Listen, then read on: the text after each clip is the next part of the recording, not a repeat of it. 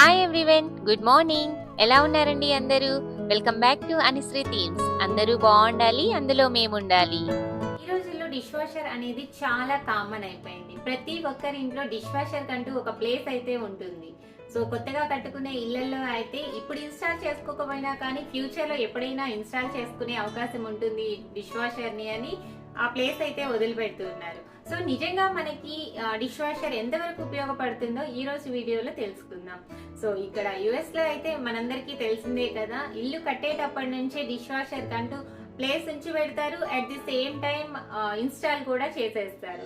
So మనం ఎక్కడైనా ఇల్లు రెంట్కి తీసుకున్నా కానీ కంపల్సరీగా ఉండే వస్తువు ఏది అంటే డిష్ వాషర్ ఒకటని చెప్పచ్చు. సో ఆ డిష్ వాషర్ ఇక్కడ అమెరికన్స్ వాళ్ళు వండుకునే స్టైల్ కానీ వాళ్ళు తినే పద్ధతి కానీ వాటన్నిటికీ బాగా ఉపయోగపడుతుంది. సో వాళ్ళకి గంటలు గంటలు ఇక్కడ షింక్ దగ్గర ఉండి తోమాల్సిన అవసరం ఉండదు వాళ్ళు చేసుకునే ఫుడ్ స్టైల్స్ కి. సో మన ఫుడ్ స్టైల్స్ మన అంటే ఆయిల్ ఎక్కువ వేసేసుకొని ఫ్రైస్ అని డీప్ ఫ్రైస్ అని అలా రకరకాలుగా చేసుకుంటూ ఉంటాం. సో మన స్టైల్ కి అది ఎలా ఉపయోగపడుతుందో చూసేద్దాం. నేను చేసే వీడియోస్ ఉపయోగపడతాయి అనుకున్నట్లయితే నా ఛానల్ ని సబ్స్క్రైబ్ చేయండి. సబ్స్క్రైబ్ చేసుకుంటే నేను చేసే ప్రతి వీడియో మీ వరకు చేరుతుంది. ఇక్కడ బెల్ ఐకాన్ ఉంది కదా, అది క్లిక్ చేశారు అంటే మిస్ అవ్వకుండా వీడియోస్ అన్ని మీ వరకు వస్తాయి. ఇక్కడ బొటన్ వేల్ సింబల్ ఉంది కదా, అది నొక్కారు అంటే లైక్ చేసినట్లు వీడియోని. మీరు వీడియోస్ లైక్ చేస్తే యూట్యూబ్ మరికొంతమందికి ప్రమోట్ చేస్తుంది. ఎవరైతే వీడియోస్ లైక్ చేస్తున్నారో వాళ్ళందరికీ థ్యాంక్ యూ సో మచ్. మన సింక్ లో చూస్తేనే ఆ వెజల్స్ ఇన్ని పడవు, ఇన్ని పడుతూ ఉంటాయి.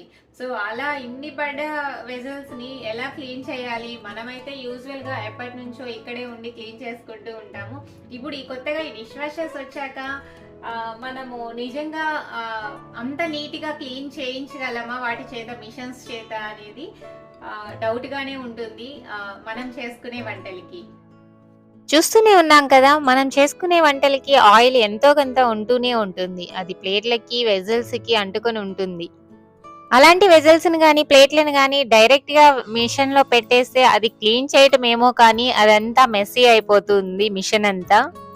సో అలా మిషన్ పాడవకుండా మెస్సీ అవ్వకుండా ఉండాలి అంటే మనం కంపల్సరీగా వాటిని క్లీన్ చేసే పెట్టేయాలి. క్లీన్ చేయడం అంటే సోప్ పెట్టడం అని కాదు, దాని పైన ఉన్నదంతా అంటే ప్లేట్లకు కానీ వెజల్స్ కానీ దానిపైన ఉన్నదంతా క్లీన్ చేయాలి. సో ఈ రోజు బయట నుంచి ఒక కర్రీ అయితే తీసుకొని వచ్చాము. ఆ కర్రీ బయట నుంచి తీసుకొని వచ్చామంటే ఆబ్వియస్ గా ఆయిల్ చాలా ఉంటుంది కదా. సో చూడండి, ఆ వెజల్ కి చాలా ఆయిల్ ఉంది. దాన్ని ఇప్పుడు క్లీన్ చేయాలి అంటే పేపర్ టవల్ తో కానీ దేంతో అయినా తీసేయాలి. ఆయిల్ మొత్తం తీసేసి పెడితేనే అది బాగా క్లీన్ అవుతుంది. లేకపోతే ఈ ఆయిల్ అంతా వెళ్ళి వేరే వెజల్స్ మీద మిషన్ లో పడుతుంది. సో అలా కాకూడదు అంటే మనం క్లీన్ చేయాలి. ఇప్పుడు ఇలా ఈ వెజల్ ని క్లీన్ చేస్తూ ఉంటే పేపర్ టవల్ తో తీసేసి అలా క్లీన్ చేస్తూ ఉంటే నాకు ఆల్మోస్ట్ స్క్రబ్బర్ పెట్టి మనం క్లీన్ చేసినట్టే ఉంది. ఒక్క సోపు పెట్టడం మాత్రమే మిస్ అయింది. సోపు కానీ పెట్టేస్తే సో మనమే క్లీన్ చేసుకున్నట్టు అయిపోతుంది ఈ వెజల్ కూడా. సో షింక్ లో ఉండే వెజల్స్ అన్ని ఒకసారి ఇలా క్లీన్ చేసేసి నీట్ గా చేసేసి పక్కన పెట్టుకొని అంతా అయిన తర్వాత మనము డిష్ వాషర్ లో పెట్టుకుంటే అప్పుడు అది నీట్ గా క్లీన్ చేయగలుగుతుంది. ఈ వెజల్స్ ని మీరు గమనిస్తే నేను క్లీన్ చేసేటప్పుడు ఆల్మోస్ట్ మొత్తం తీసేస్తున్నాను. ఒక్క సోప్ పెట్టడం మాత్రమే నేను చేయట్లేదు. మిగిలిందంతా రుద్దడం కానీ, తోమినట్టు చేయటం కానీ, కడిగినట్టు చేయటం కానీ మొత్తం చేసేస్తున్నాము. సో కొంచెం ఎక్కడన్నా అంటుకొని ఉన్నా కానీ పేపర్ టవల్ తో కొంచెం తీసేస్తున్నా. ఒక స్క్రబ్బర్ పెట్టి ఒక లిక్విడ్ వేయటం మాత్రమే అది మిస్ చేస్తున్నాను అంతే. ఇలా వెజల్స్ అన్ని క్లీన్ చేసి పక్కన పెట్టుకోవాలి డిష్ వాషర్ లో పెట్టుకోవడానికి. సో ఇప్పుడు చూస్తున్న వెజల్ అయితే అది నాన్ స్టిక్ వెజల్. సో దీంట్లో ఆయిల్ ఉంది, డీప్ ఫ్రై చేసిన ఆయిల్ ఉంది. సో చాలా ఆయిల్ అడుగున అంటుకొని ఉంటుంది కదా మనం ఏదైనా డీప్ ఫ్రై చేసినప్పుడు. ఇలాంటి ఆయిల్ ని క్లీన్ చేయాలి అంటే మిషన్ తపస్సు చేస్తున్నట్టే చెప్పాలి అంటే. ఈ ఆయిల్ అంతా మళ్ళా కింద పడిపోయి మిగిలిన వెజల్స్ కన్నిటికీ అంటుకుంటుంది, ఎక్కువ ఆయిల్ ఉంది కాబట్టి. సో ఇది కంపల్సరీ మనమే చేయాలి. సో ఈ ప్యాన్ వచ్చేసి మన కర్రీ చేసింది. సో దీన్ని కూడా మొత్తం తీసేసి అంతా రెడీగా చేసి పెట్టేస్తున్నాను దాంట్లో పెట్టడానికి. ఇంకా టీ పెట్టిన వెజల్స్ అవైతే మాత్రం మొత్తం ఇంకా మనం తోమినట్టే మొత్తం క్లీన్ చేసేయాలి. అది అంతా అంటుకొని ఉంటుంది కదా టీ పెట్టినప్పుడు. సో అది కూడా కష్టంగానే ఉంటుంది దాంట్లో క్లీన్ చేయడానికి మిషన్ లో. అందుకని మనము బయటే మొత్తం క్లీన్ చేసి పెట్టుకుంటే ఈజీగా పోతుంది. మన డిష్ వాషర్ లో పెట్టడానికి వెజల్స్ అన్ని రెడీగా ఉన్నాయి కదా. సో ఇప్పుడు ఆ వెజల్స్ ని డిష్ వాషర్ లో వాళ్ళ ఇచ్చిన ప్లేసులను బట్టి వీటిని ప్లేస్ చేసుకోవాలి.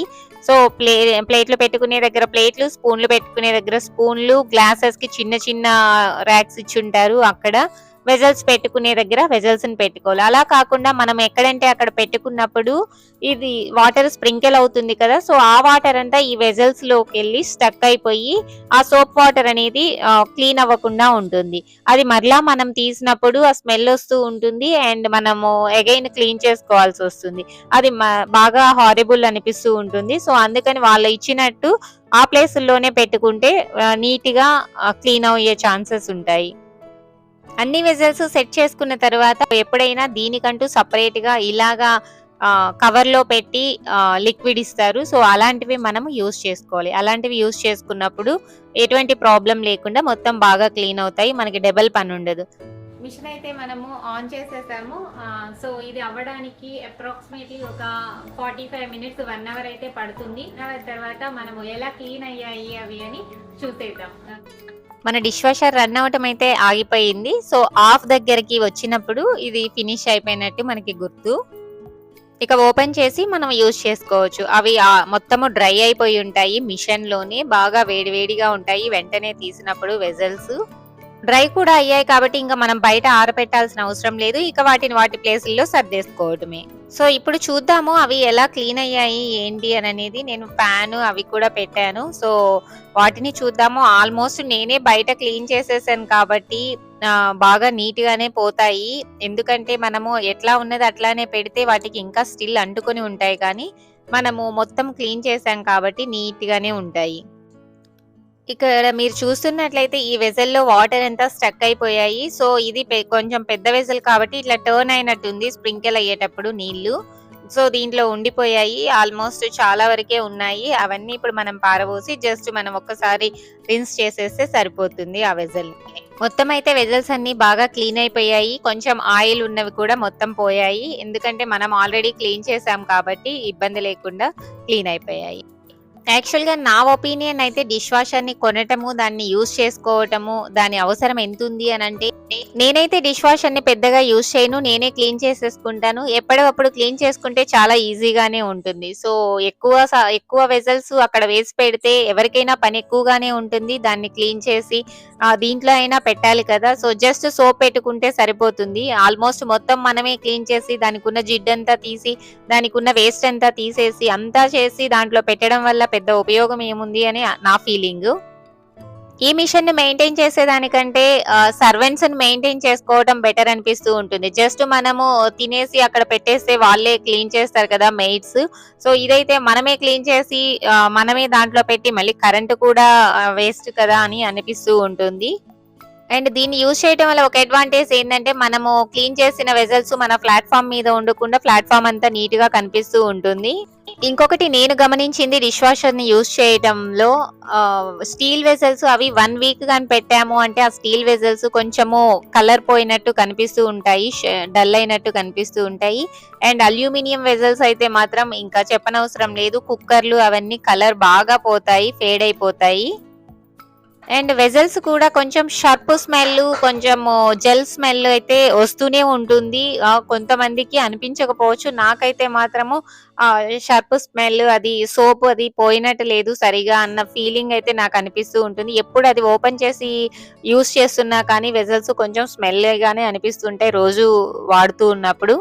ఇంకొకటి నేను అబ్జర్వ్ చేసింది ఏంటి అంటే, కొంచెం వెజల్స్ అయినప్పుడు డిష్ వాషర్ రన్ చేయలేము. ఎందుకంటే కరెంట్ వేస్ట్ అవుతుంది. సో ఎక్కువ వెజల్స్ అయ్యేంత వరకు ఆ ముందు వెజల్స్ అన్ని కడిగి అక్కడ పెట్టుకుని ఉంటాము.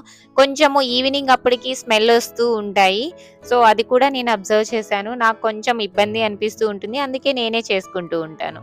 అలా కాదు మేము డిష్ వాషర్లు ఆల్రెడీ కొన్నాము, లేకపోతే మాకు యూజ్ చేయాలని ఉంది అని అనుకుంటే ఎప్పుడు తిన్నవి అప్పుడు క్లీన్ చేసేసుకొని ఒక దాంట్లో వేసి పెట్టేసుకొని అప్పుడు పెట్టుకోవడానికి ట్రై చేయండి. అప్పుడు కొంచెము బెటర్ గా ఉంటుంది. మీకు వాడుకున్న ఫీలింగ్ ఉంటుంది.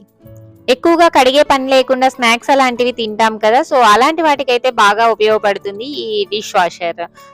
అండ్ ప్లాస్టిక్ వస్తువులు పెట్టడానికైతే కొంచెం ఆలోచించాలి. సో హీట్ కి అవి కరిగే అవకాశం ఉంటుంది. సో మనం చూసుకొని జాగ్రత్తగా డిష్ వాషర్ కి సంబంధించిన వెజల్సే కొనుక్కొని వాటినే యూజ్ చేసుకుంటే బెటర్‌గా ఉంటుంది. ఇదేనండి డిష్ వాషర్‌కి సంబంధించి నా అభిప్రాయము. బెనిఫిట్స్ అండ్ డిసడ్వాంటేజెస్ తెలుసుకున్నారు కదా! That's it for today. Thank you all. Thanks for watching this video.